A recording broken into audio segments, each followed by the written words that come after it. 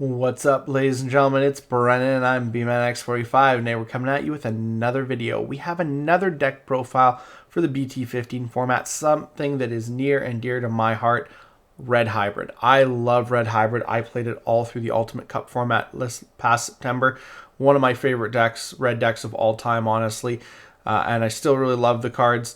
Something I didn't do, though, is I did not play it in a format that was not limiting me to only red cards. The Ultimate Cup in September, you were only allowed to play monocolored decks, so I was only able to play a pure red deck.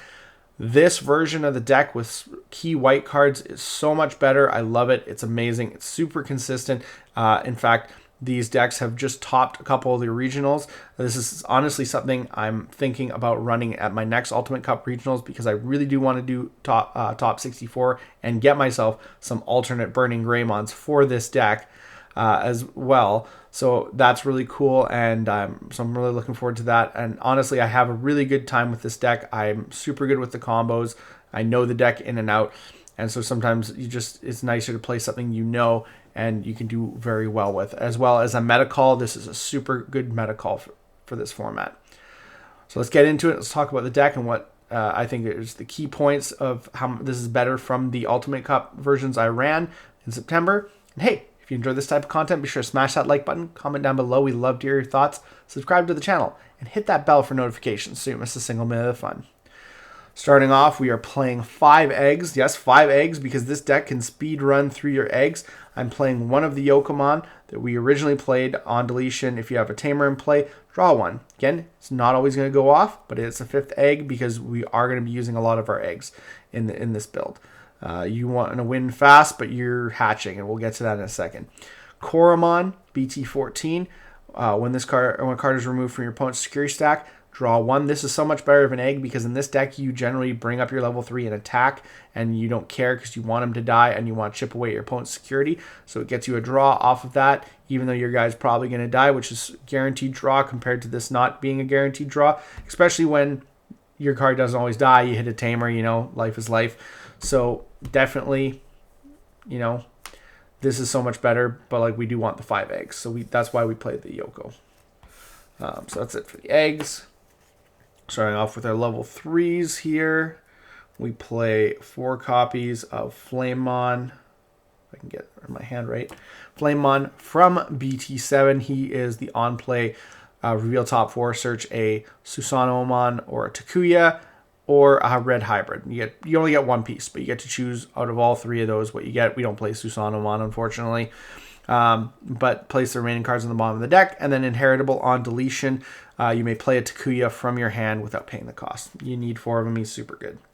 We play 4 of the BT12 Flamemon. I got one of my Ultimate Cup guys in the mail. He's got the awesome on play by trashing 1 Digimon card with hybrid trait. From your hand, draw 2. So he's a draw engine, and he sets up your trash for your warp Takuyas, which is super important. So he's super good to get early game too. And then while he has inheritable, while the Digimon has hybrid or 10 warriors, it gets 2,000 plus DP, which is super good. We have 2 Flamemons from BT4. Not as good, no inheritable, but he is an on-play reveal top 3 and add a tamer and a hybrid. So you can still be really good. You can get 2 hits, not guaranteed, but 2 of him is really good. And we do want, a lot of copies of Flamemon. Lastly, for level 3s, we play 4 Ukomon. Ukomon is clutch. He is super good. I was not understanding at first why this card was so good. He has your turn once per turn when one of your Digimon moves from the breeding area to the battle area. You may hatch in the breeding area, then gain 1 memory. So he gains you memory, and he hatches another egg so that you can put down another level 3 and keep your level 3s going. The reason I didn't know this guy was so good because I thought, yeah, you can play him, but then if your opponent pops him, you don't get his ability. Well, you can Digivolve on any color. So you can Digivolve on your Koromon in the back and play your Flamemons instead because they all have really great on-plays. So you don't always have to want to put your Koromons in the back because you want to on-play them and get their effects and search out your pieces, right? Or set up your graveyard. But you can play this guy in the back, move him up, and then he gains his ability when moving up, gaining you a memory, and hatching again. And then you can go ahead and if you get another one in your hand, play it again. And then a cool thing too is you can then just attack with your Ukamon, chipping away at your opponent's security, not caring that he's going to die, because you get a draw off the Koromon, and you've set up your next level 3. It's just so good. It's super good, and it makes the deck so fast. You need 4 Ukamon. He makes all of your level 3s better. He literally makes all of your level 3s better, because you don't have to put them in the back. You can play them. So it's so good. On to level 4s, we have 4 Goonimon. Goonimon's really great because he's can Digivolve onto a Tamer for cost of 2, as if it was a level 3 red Digimon. He's also got on deletion. You may play a Flamemon from your hand suspended without playing cost, which is really cool, because if you have him and the Flamemon that lets you play a Takuya, you can play both, and it's just super, super good. So he's really honestly the best. He's the second best, but he's kind of also the best level 4. He's the best of Goonimon, the only one we play. I wish we had more Goonimons, because he's the only one who Digivolves for 2 in the back on the stack. So you do want to see this guy a lot, but you only have 4 of him. Then we play 4 of the Burning Greymon, which does Digivolve on another Digimon for 3, but you can Digivolve on 1 for a Naguni. He gets 2,000 DP for the turn when he Digivolves, which is important because it gets you to thresholds a lot of time from your Tamers, because they give you plus 2,000. You need 10,000 to get their other abilities. So he automatically gets the abilities because he gets up to 10,000. He also has the plus 2,000 inheritable as his inheritable. So that's good. Oh, and I didn't mention the Agunimon. He has the same inheritable on deletion, play a Takuya from your hand. So you can potentially play a couple Takuyas if him and a Flamemon were to die in a stack. And then, of course, the Agunimon can also Digivolve 1 from the Burning Greymon. So if you need to draw into pieces, you can go back and forth for 1 and basically just keep Digivolving. And keep getting plus 2,000 too, because that's also a thing too. And he can, of course, Digivolve on Takuya for a cost of 2 as well. Lastly, we play 3 of the Burning Greymon from BT7, which makes 11 level 4s. He can, again, Digivolve on a red Tamer as if it was a level 2 Digimon, on a red Tamer level as if it was a level 3 Digimon for a cost of 2. When Digivolving, if it has hybrid its traits or Takuya in the Digimon's Digivolution cards, you can delete an opponent's Digimon with 4,000 DP or less. Doesn't come up a lot, but it can. It can be good. And then, of course, he can Digivolve on a level 4 for 1, so you can do the same thing with a Goonimon, or you can do the same thing with Burning Greymon, which would be funny. Burning Greymon into Burning Greymon. So that's it for our level 4s.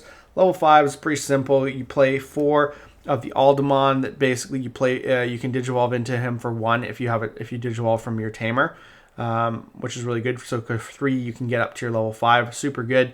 When Digivolving, if this card with hybrid and its traits is in this Digimon's Digivolution cards, this Digimon gets 4,000, so he goes up to 12, so he's super huge. Plus of all your other DP boosts, so he can be really huge, really easily. While this Digimon has hybrid or 10 words in its traits, it doesn't activate security effects on options, which is really, really good. And a lot of time you don't even want this guy in your hand, you want him in your trash. Because there's so many other ways you can win. So you have to play 4 of him. The only other thing we play for level 5 is I'm playing 1 Garudamon Ace, because you can Blast Digivolve, play either your Tamers, because you can play a 4-cost Tamer for free, or you can play it for 4 and play a 4-cost Tamer, and then you have a level 5 on board your opponent has to deal with, because you can go straight into your Mega after that. And then alternates once per turn when one of your Tamers is played, delete one of your opponent's Digimon with blocker. It's relevant. There's Lugamon, other things like that. There's lots of blockers, and it can just delete any blocker. So I think 1 copy of this is good, because sometimes you just don't get to your level 5s, and that can be really hard, especially if you can't get them in the trash either. So being able to draw into this gives you a little bit more consistency, I feel. So I do like the 1 Garudamon tech. Playing 4 copies of Emperor Greymon. He's got security attack +1. When Digivolving, if delete one of your opponent's Digimon with 6,000 DP or less. If this Digimon has a red Tamer in its Digivolution cards, delete one of your opponent's Digimon with DP less than or equal to this Digimon's DP instead. And honestly, when you get your Tamers in him, he's at least 14 with your inheritables from your other guys. He's usually at least 14 to 16 or 17, even 19,000 DP. So you can usually pop anything. And then on deletion, you may play one Takuya Kambara from your trash, or hand or trash, without paying the cost. So super good. Puts back your tamer so you can do it all over again. He's just the main guy. And then lastly, we play one Omnimon for Blitz game because that's good. And that's something I couldn't do in the Ultimate Cup. So at least I have the option now of blitzing for game. I had to run that stupid other Blitz guy that just was never good because you were never going to be able to have him bring him out and blitz for game. It was, the BT7 guy just doesn't work. We play 4 of the BT12 Memory Tamer Takuya, who also has the inheritable. This Digimon gains plus 2,000. Like I said, it helps you get your Greymons up to 10,000, which is usually the cap for their second abilities. So while this Digimon has 10,000 DP or more, it gains your turn once per turn. When this Digimon checks your opponent's security, gain 2 memory. So you can gain 2 memory back. So it's really good. It helps you go into other plays or play more Tamers to potentially win for game. Or you can go into the Burning Greymon, who would be 10k, and say you had security attack +1 on him from Atomic Inferno. You can then check 2 cards and then gain 2 memory and use another Tamer on the board to hybrid for game. Super good. You need it. You need it for. You need your memory Tamer. Then we play 4 of the other Takuya from BT7. And then, of course, he is got, main once per turn. You may place 5 cards with hybrid in their traits from your trash under this Tamer in any order to digivolve it into an Emperor Greymon in your hand for Digivolution cost, as if this Tamer is a level 5 red Digimon. And also this Digimon gets inheritable plus 2,000 DP, and while this Digimon has 10,000 DP or more, it gains security attack +1. So if you don't have the Mega in hand, you can actually use that main ability, put all those guys under him, and then just digivolve him into a Burning Greymon. Then your Burning Greymon has 10,000 plus DP plus whatever inheritables you gave him, and can at least check for 2. So this is super, super good. Really awesome card. You need to play, again, you need to play 4 of it. So that's it for the Tamers. It's just the Takuyas. You need the Takuyas. Lastly, we play 3 Atomic Inferno, 1 cost option that gives your one of your Digimon with hybrid in its form gets plus 3,000 DP and security attack +1 until the end of the turn. And then your turn, when this Digimon is blocked, gain plus 3 memory. That's never going to happen, but you do have that. You do get that that thing that makes blockers hate you. And then in security, if it's hit off security, all of your Digimon gain security attack +1. It's a blanket wide effect, so even your guys in raising will come up and gain that security plus, so that's super good. Play 2 Gravity Crush, gain 2 memory, at end of the turn lose 2 memory. This card is usually there to finish your opponent off. If you have any, if you think you can finish your opponent off, you play your Gravity Crushes, you go for game. And it's really good, so much better than waiting for having to wait to use memory boosts. Plus memory boosts put your Tamers on the bottom, so that's bad. And then lastly, MVP of the option cards right now, Crimson Blaze.